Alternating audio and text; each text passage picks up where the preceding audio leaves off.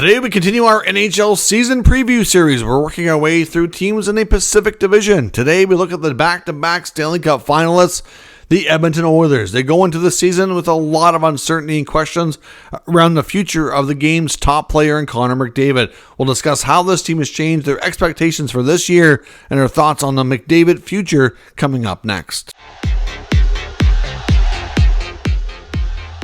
Welcome back to another video here at Top Shelf Hockey. As I mentioned, today we look at the Edmonton Oilers and preview their upcoming 25-26 season. They're going to be a very interesting team to watch, as I mentioned in the opener here. After back-to-back years in the final, can they get over that hump? What's going on with McDavid? What's the future hold?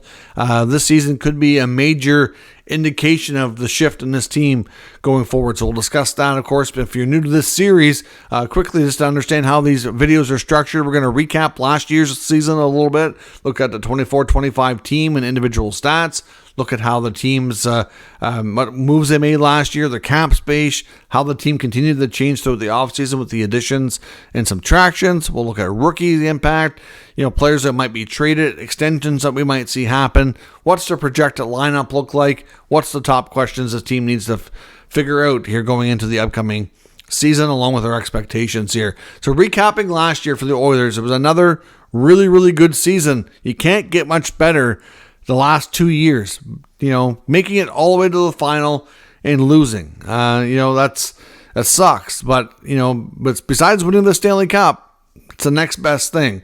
So it's a small hump to get over. At least it seems like a small hump. Or is it actually a really big one? We'll discuss that here coming up as well, because it might seem like they're that close to winning. Sometimes that can be deceiving. I mean, it's one more step, but that step could be huge to overcome. So looking at last year, the Edmonton Oilers finished third in their division, 101 points, record of 48, 29, and 5. Pretty good regular season. Obviously, they had to start on the road in the playoffs, which didn't hamper them too much. Obviously, they ended up in a situation where they made it to the final again, so it really didn't make a difference. But you got to wonder, though, as they got to the final, looking at the health and everything, they were a beaten up team by the time they got to the Florida Panthers again. So I think that is fair to say it made a difference in the outcome. Goals against last year, they scored 259, so it's 11th best. Goals against 235, 14th best. So those, they kind of proved here that they were a good team in the regular season. Like the Panthers, I think they're more focused on the playoffs. They obviously want to get into the playoffs with a decent seeding in the standings, but otherwise it's not everything, right? So for the second consecutive year, they lose in the final, this time 4-2 to the Panthers. They won round 1 again against LA for the 4th consecutive year. They beat Vegas in round 2. They beat Dallas in round 3. They had a really good run, but by the time they get to the Stanley Cup final, they had Mattias Ekholm, who was nowhere near 100%. They had Zach Hyman out with the wrist injury. Those were major losses, Not to mention that most of your team by that point, if not all, are probably at best, it's hard to put a percentage on it, but everybody's banged up and beaten after the playoff wars you've been through. Obviously the Panthers were in a situation where I'm sure they were dealing with a lot of stuff too. But I think it might be fair to say that the Oilers were a little more beaten up than the Panthers were in that sense. But ultimately, they didn't fall. They fell short of their goals for the second consecutive year. Throughout the season, near the deadline, they added some key pieces. Trent Frederick came over from Boston. Kasperi Kapanen was a good pickup. Jake Wallman came over from the Sharks and will likely have a long future there, I think. John Klingberg was picked up. It was a pretty low-risk signing. Max Jones was also picked up from the Bruins too. And all those guys had various levels of impact on the team throughout the run. The playoff streak. They've been in the playoffs now for 6 straight years. And, of course, they've won plenty of series, being the 2-time unfortunate Stanley Cup runner-up. The top scorers from last year, Leon Draisaitl led the way with 106 points. Connor McDavid was second with an even 100. Of course, McDavid dealt with some injuries last year. He had a bit of a slump after the Four Nations, even though he was coming in off a high, scoring the game-winning gold medal goal. I mean, obviously, it was a big moment for Connor. But as much as that was a big moment and a high, when he get back to Edmonton and back to regular season hockey, he even admitted in a recent interview that he didn't really go back with a lot of steam. So, obviously this is an Olympic year as well, right? So it's going to be interesting to see how players manage all of this for sure. But McDavid didn't have a awesome regular season, but he did perform at a high level when it mattered most, just coming up short, like I said. Bouchard was third in scoring with 67 points. After that, there was a big fall off. In the secondary scoring in Edmonton last year was a bit of an issue. Nugent Hopkins was fourth in scoring at 49 points. Zach Hyman at 44 had 27 goals. Of course, nowhere near the 50-plus he had, not long ago. So this team, overall did struggle at times with secondary scoring. They relied too much on the two nukes up front with Leon and Connor. They know that. I think it's a problem that McDavid wants to see addressed, and obviously we'll see how things go on that front. Now, going into this season, the cap space is pretty tight, $225,000. So there's some breathing room, but not enough to do anything with it, really. Looking at how the team has changed, a lot of players went out the door this offseason. A lot of wingers especially. So we've seen Victor Arvidsson's no longer with the club. Connor Brown. They traded Evander Kane. Corey Perry didn't re-sign. Jeff Skinner moved on. John Klingberg on the back end. And Drake Caggiula, who was mostly a minor leaguer, not returning to the Oilers this year. Now, up front, new additions. Andrew Mangiapane come over as a free agent. He'll be given every opportunity to grab a top 6 role as a winger. Of course, Ike Howard comes over from the Tampa Bay Lightning as a player who, for whatever reason, ended up in a dispute with them and didn't want to sign. The Oilers picked him up. So he'll, again, another player is going to be given a lot of opportunity here. Was a really, really good player in college, former first-round pick. So we'll see how the adjustment to pro hockey is for him. Curtis Lazar comes over as a veteran, cheap one-year contract who can play in the bottom 6. They also brought in David Tomasak, who comes over as a European free agent, and Matt Tompkins, the veteran goaltender, will likely be in a spot to be like a number 3 type of spot for them. I don't expect him to really see NHL minutes unless there's an injury. So we'll see, but they do need some depth. As far as rookies impacting the roster, as I mentioned, Howard by far, Matt Savoy, who they picked up the year before from the Sabres in the Ryan McLeod trade. Both these guys are going to have huge opportunities, and my concern, though, for the team is that they might be relying on these guys a little too much, and if they don't have big years, I do wonder how much of the secondary scoring is going to be problematic again. Now, as far as trade bait goes, this team could see some moves. I do wonder about players like Janmark or Henrique. Not saying for sure they're going to be moved, but if they do find a way, I think the Oilers are going to want to continue to find ways to get a little younger, and to find ways to maybe move some contracts that might not be working out. I mean, Henrique especially might be, it's at the same time they could use his presence there, but with the addition of Frederick, and if they use Nugent Hopkins more as a centerman, and that player, that role he plays might become less of impactful. So we'll see. Looking at extensions though, the big ones, like the biggest one by far, Connor McDavid. Is Connor going to re-sign? Well, we'll discuss that here in a minute, but clearly that'll be the biggest news. But outside of him, you're still looking at a couple defensemen, and Matthias Ekholm and Jake Wallman. They're both looking to get deals done to extend, and I think it's wise for the team to do so. They probably won't get to that until the McDavid situation is sorted out, at least assuming the McDavid is sorted out in the short term. Stuart Skinner and Calvin Pickard both entering the final year of their deals.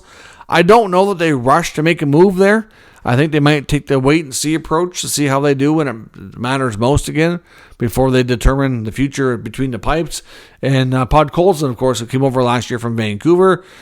He's also eligible. That could be a fairly inexpensive short extension as well for a couple of years. He's played well for them and deserves an opportunity, I think. Looking at the projected lineup, of course, right now the goaltending appears to be the same as they've had for the past couple of years. Stuart Skinner and Calvin Pickard. On the back end, of course, you're looking at Bouchard and Ekholm as being your top pair.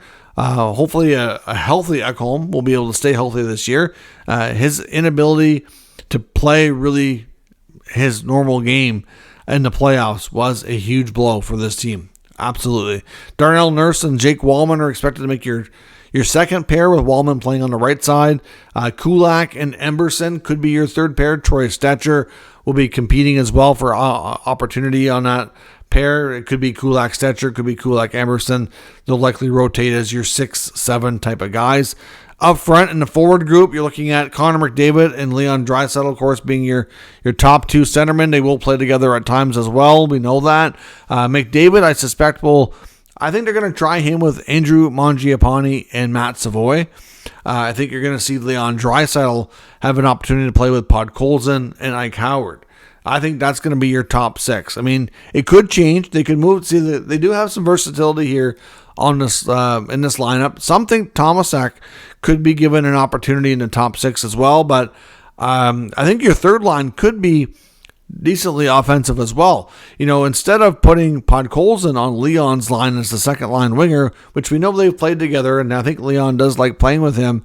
He's a big body who can help kind of win some puck battles, but you could put Nugent Hopkins in the top six as well, and put Trent Frederick as your number 3 center, with Tomasek and Podkolzin or something like that, or Henrique. Could be in that third line as well. So there's some options there. They can move guys around depending on what's working, but for now, we'll say the third line is Nugent Hopkins, Frederick, and Tomasek, and then your fourth line could be Henrique, Kapanen, and Janmark. At least that's the way I see it being structured, but we'll see. Clearly, there's some competitions there, and Knobloch will have to move guys around based on how they're performing.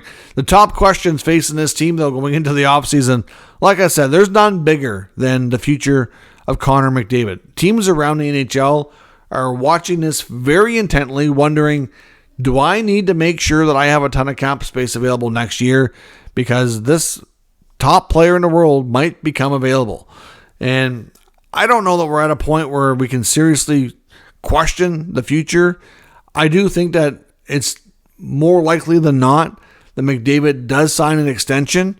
But I don't know how long it's going to be. We could be talking about this again as quick as a couple of years. I wouldn't be shocked if it's like a 2-year deal, it gives them an opportunity, because like he said, his biggest concern is not money. I mean, he's coming off a $100 million contract. He's made a lot of money off endorsements. Besides that, this guy is already set for life, and he knows that regardless of what he gets paid, he still has some good earning years left with another, mega amount of money. Like, this guy will be quite well off when he's all done. He wants to win more than anything else. His concern, as well documented, it's not so much about the coming season. It's that can the Oilers remain to be cup contenders year after year after year for the extended future here? And I think he's looking at this roster like a lot of us are and saying, we have a lot of good pieces here, but some of these good pieces are getting older. Are we going to be able to keep this up? Look at Matthias Ekholm. He's not a spring chicken anymore. Zach Hyman, Nugent Hopkins, they're all into their earlier parts of their 30s. So, yeah, it's quite likely they could have a few more productive years. That wouldn't be surprising at all. But, beyond a couple of years from now, is it, feasible to think that those guys are going to probably be declining in their play by then? It's not crazy to think that that's a likely scenario. And then, of course, you factor in the fact that you don't know what's going to happen here with these two young rookies, with Howard and Savoy. There's a lot of uncertainty around this team. Look at the players who exited. You're looking at 5 wingers gone.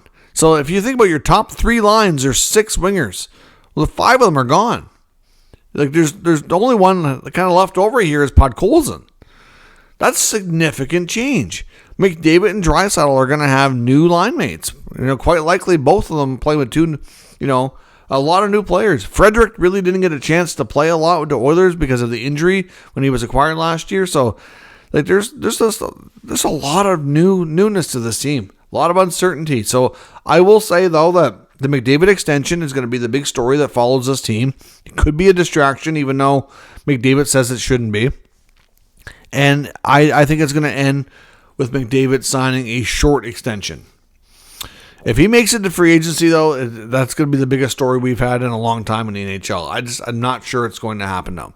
Of course, the head coach also needs an extension. I think Chris Knobloch has done a good job with them, back-to-back appearances in the final. There's no reason why that doesn't get done. And, of course, like I said, he's known McDavid a long time. He coached him in junior as well. And I think seeing him be extended on a 4 or 5 year deal will probably help matters with McDavid too. Goaltending. I don't know that we can blame goaltending as the reason why they haven't won a cup yet. Stuart Skinner going into this season looks like he's dropped about 10 pounds, has made some changes, and it's his time to shine, or it's sink or swim. They need to make a decision here that can this goaltending tandem be relied upon? In the playoffs, Skinner has been phenomenal at times, and he's been brutal at times. They need consistency, and it's so challenging, right? So to me, they have to make a decision on that.